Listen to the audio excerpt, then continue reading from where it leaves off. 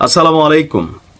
আমি আরো 2 থেকে 3 দিন আগেই এই ভিডিওটা সম্পর্কে আপনাদেরকে আইডিয়া দিছিলাম যে ডক্টর ইউনূস যখন যুক্তরাজ্য সফরে যাচ্ছেন, সেখানে আরেক দেশের রাজার সাথে তিনি বৈঠক করবেন, আরেক দেশের প্রধানমন্ত্রীর সাথে বৈঠক করবেন, আর যিনি বাংলাদেশের আগামী দিনের প্রধানমন্ত্রী হিসেবে যাকে ইতিমধ্যেই দাবি করা হয় জনাব তারেক রহমান, তার সাথে ডক্টর মোহাম্মদ ইউনূস দেখা করবেন না, বিষয়টা কেমন জানি, বা বিএনপির জন্য বিষয়টা ইজ্জতের বিষয় ছিল, পাশাপাশি ডক্টর মোহাম্মদ ইউনূসের জন্য, কারণ তার সরকার তো একটা রাজনৈতিক সরকার না যে তিনি ভবিষ্যতে আবার প্রেসিডেন্ট হবেন বা প্রধানমন্ত্রী হবেন। আর গুনা গুনা কয়েক মাস পরেই নির্বাচন হইলে তিনি সাধারণ একজন ইউনূসেই পরিণত হবেন। প্লাস তিনি যে সুযোগ সুবিধা নিয়েছেন অথবা তার এই সরকার চলাকালীন অনেক কিছুই হয়তো এই বিএনপির হাত দিয়ে আবার সামনে আসবে, ভবিষ্যৎকে মাথায় রাখতে হবে। তো যাই হোক, সবকিছু মিলিয়ে বিএনপির জন্য সুসংবাদ হচ্ছে, এটা ডক্টর মোহাম্মদ ইউনূসের জন্য পজিটিভ আমি মনে করি যে এই সিদ্ধান্তটায় তিনি উপনীত হয়েছেন।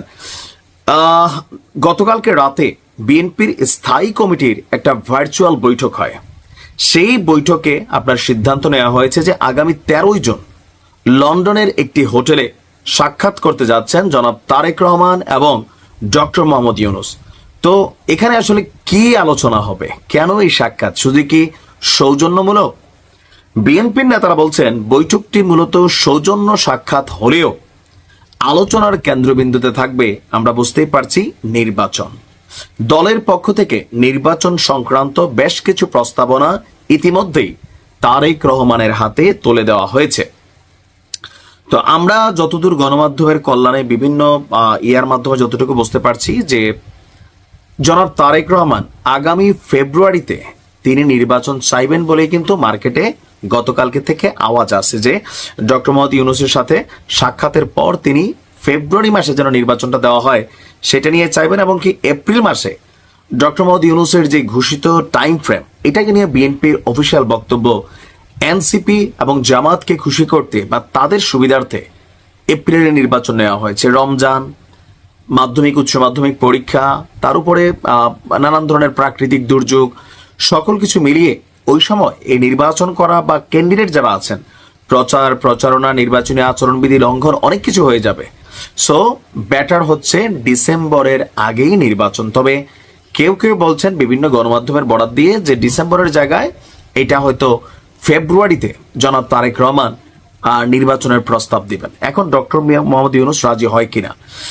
তবে ওনার 10 মাসের অবস্থানে বিভিন্ন বক্তব্যে একটা জিনিস তো স্পষ্ট যে তিনি বিএনপিকে খুব বেশি গুরুত্ব দেন না।